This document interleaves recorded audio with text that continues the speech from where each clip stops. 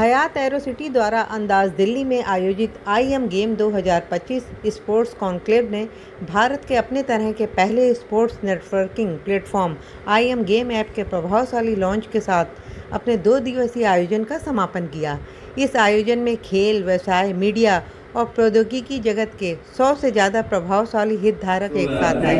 Thank you very much, Anush, for telling me about the event, the mission, the goal, and having me here today. It's very nice to also see people from the MP League family here. Always love interacting with them, and each time we meet, we come up with new ideas on how to take cricket forward in Madhya Pradesh and for India. So lovely meeting you all here again.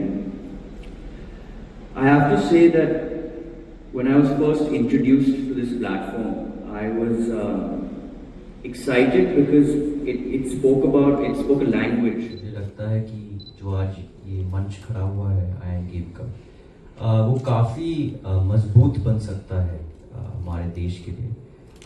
आज हम जानते हैं कि इतने सारे खिलाड़ी हमारे देश में हैं और उनको सफल बनाने के लिए अलग अलग मंच की ज़रूरत है। एक आपका कंपेटिटिव मंच जिसमें टूर्नामेंट्स खेले जाते हैं और वो आपका बीच वाला लेयर बन जाता है, लेकिन उसके ऊपर और नीचे 2 अलग फाउंडेशन बनने की ज़रूरत भी है। एक फाउंडेशन जिसके द्वारा लोगों को एजुकेशन मिले, शिक्षा मिले स्पोर्ट्स के बारे में, कैसा खेला जाए, कैसा न्यूट्रिशन लिया जाए, कौन से एक्सरसाइज करना चाहिए हमें, तो ये सब स्पोर्टिंग का टेक्निक कैसे होना चाहिए, मैदान पे कैसे हमें हमारा व्यवहार होना चाहिए। तो इस तरह काफ़ी सारा जो एजुकेशन होता है, शिक्षा होता है, उसकी ज़रूरत पड़ती है। और उसके बाद जो है आपकी कंपेरेटिव लेयर आती है, उसके बाद आपकी अपॉर्चुनिटी वाली लेयर आती है, जिसके द्वारा या आप एक स्टार बनो या आपको कुछ जॉब सिक्योरिटी भी मिले कि आप अगर एक स्टार नहीं बन पाए तो आप क्या करोगे। तो उसके साथ अगर आप बिजनेस कम्युनिटी जोड़ पाए तो उससे हमारे जो खिलाड़ी हैं उनको थोड़ा प्रोटेक्शन मिल सकता है जॉब सिक्योरिटी पे। तो इसलिए मुझे लगता है कि ये जो आईएम गेम का मंच जिन्होंने यहाँ पे सब ने खड़ा किया है वो बहुत महत्वपूर्ण होगा वो फाउंडेशन लेयर बनाने में और उसके ऊपर कंपैरेटिव लेयर और जॉब सिक्योरिटी बनाने में जिसकी बहुत ज़रूरत है।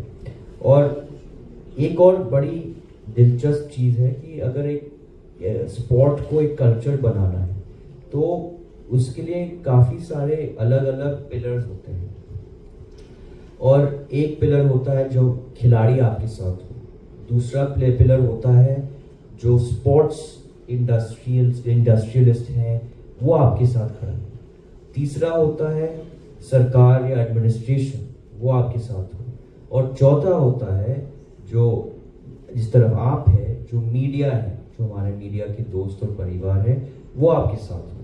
और जब ये 4 फोर्स एक साथ हो जाते हैं तो एक बहुत बड़ा तूफान आ जाता है जिसके द्वारा जो स्पोर्टिंग कल्चर है वो बहुत अच्छी तरीके से आगे बढ़ सकता है।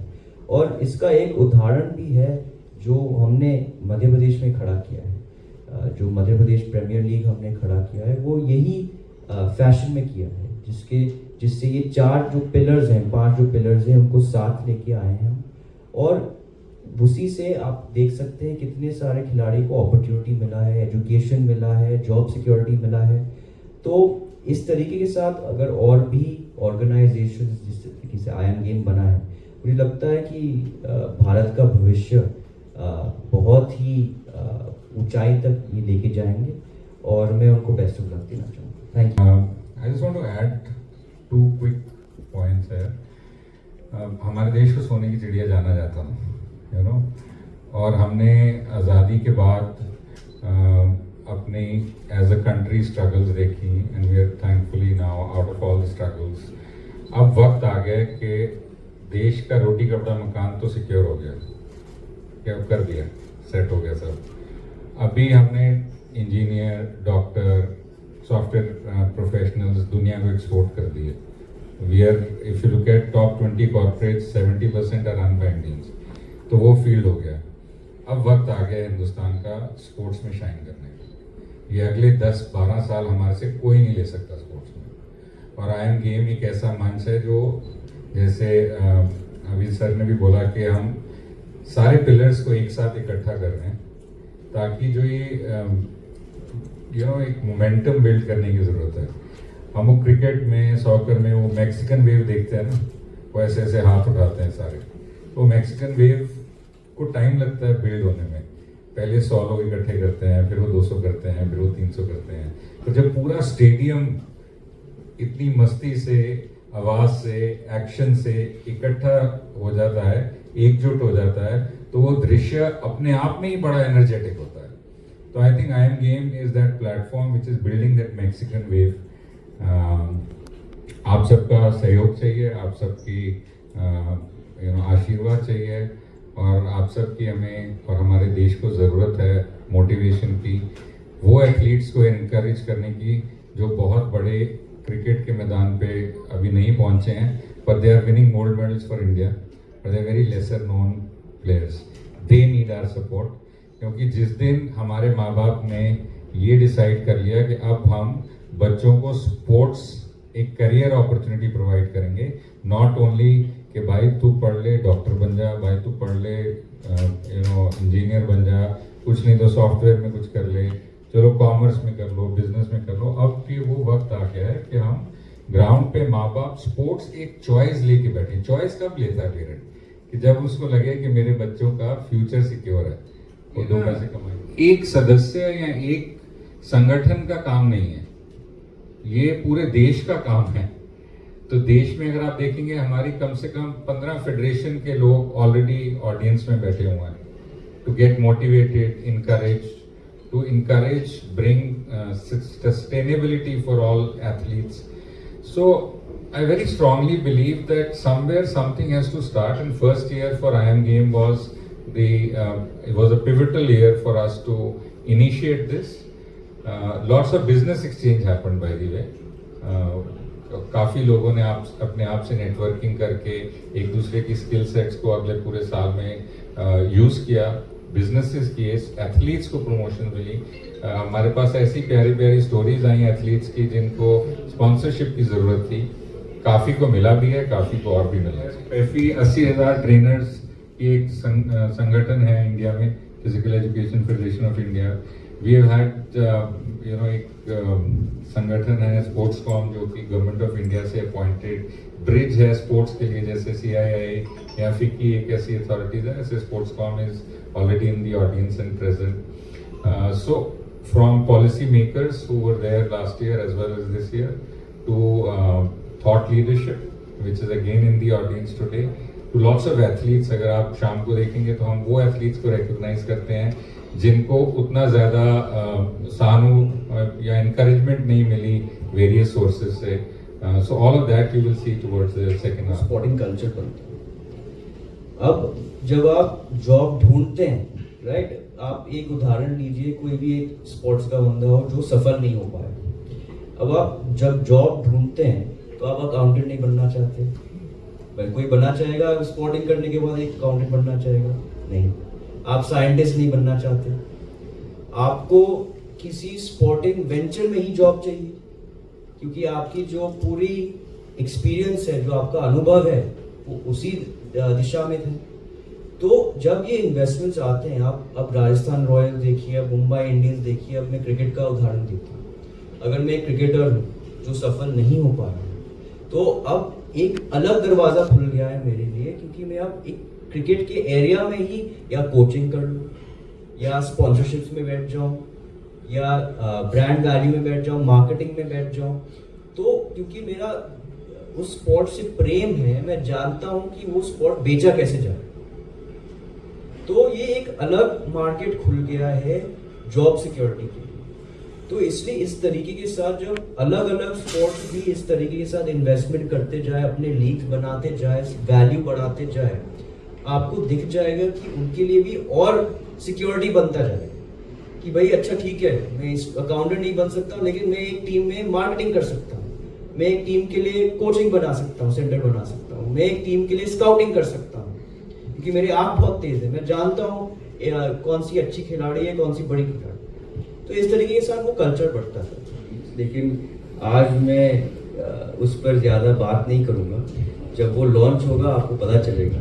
But we are working on other leagues to build other sports as well, खाली cricket में, to build other sports as well, and more importantly also to push the barrier for women in sports.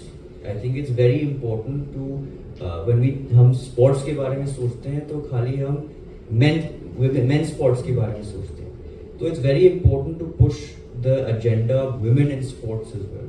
तो जब हम चाहे आप cricket में देखें, हमने एक साल में ही विमेंस लीग भी खड़ा किया है और उनको भी प्रमोट करने की कोशिश की है।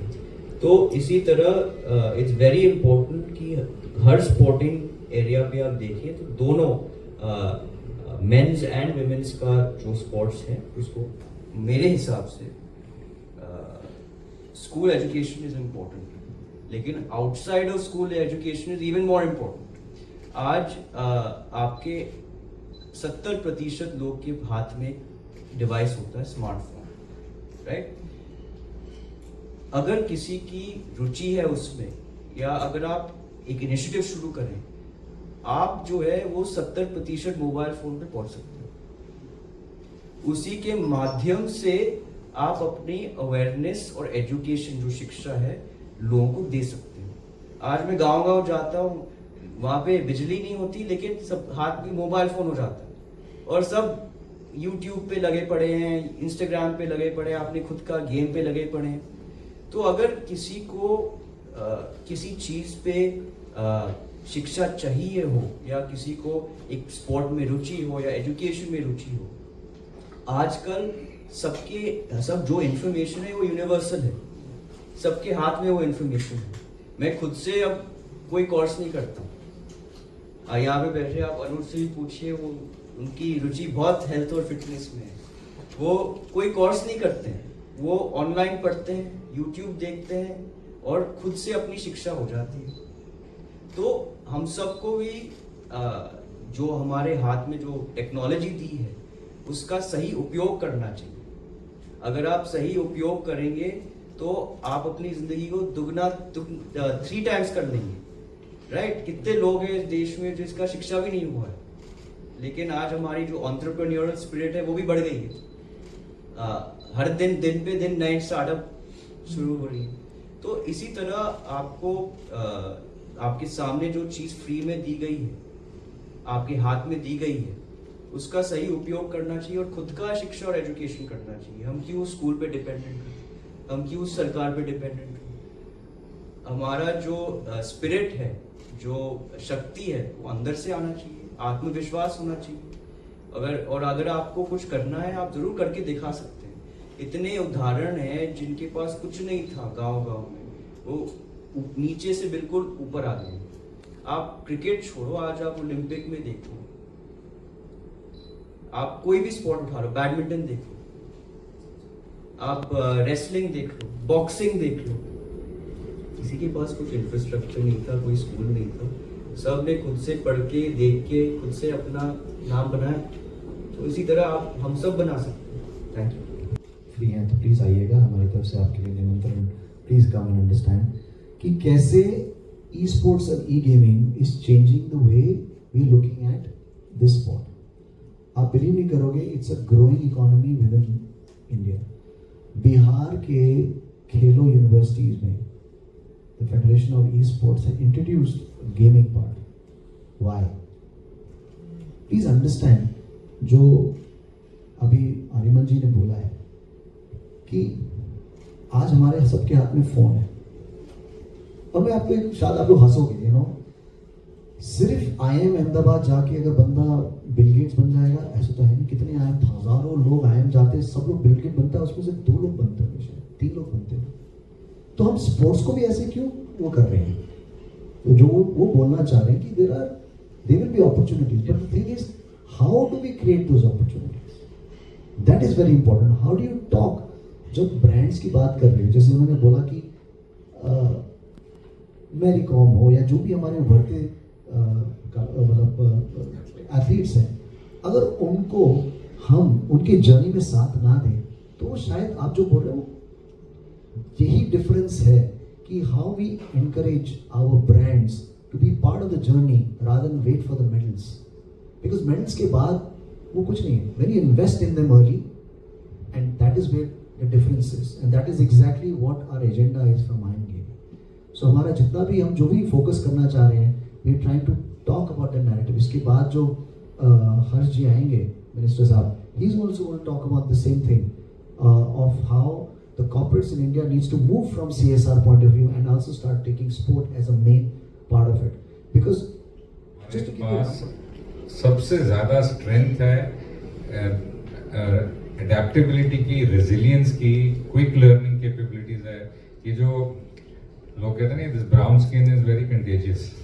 आप इनको एक बार कोई चीज़ सिखा दो ना तो ये बहुत माहिर हो जाते हैं उस चीज़. तो हम यही कोशिश करना चाहते हैं कि पूरे देश के स्पोर्ट्स फ्रेटर्निटी के लोग इकट्ठे मिलें और इस इनसाइट को, इस एबिलिटी को इन्हांस करें, इनकरेज करें.